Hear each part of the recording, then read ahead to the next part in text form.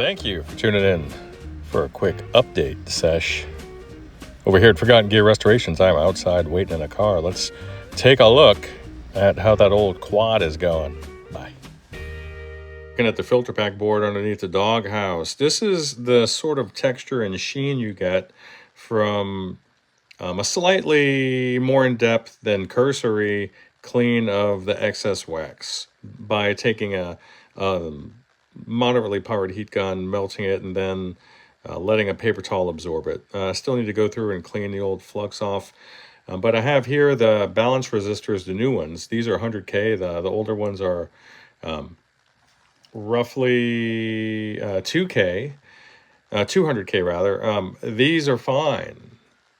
For those particular caps in this amp, you can go between 100K and 220K without any issues. You just want to make sure that these are reading the same with respect to resistance. We want them to balance, right? And they're sufficient resistance not to cause any sort of excess current draw or noise. So these are going to work a treat in these.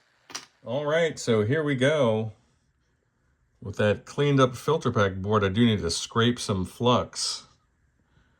So I'm incredibly happy with how this one turned out. And then you can see here for the next guy to go in there, he'll have an idea about when these guys were installed. So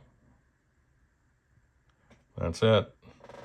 Can move on. All right, so all that remains for now is to replace that power cord. We have your new caps strewn about. Looking good.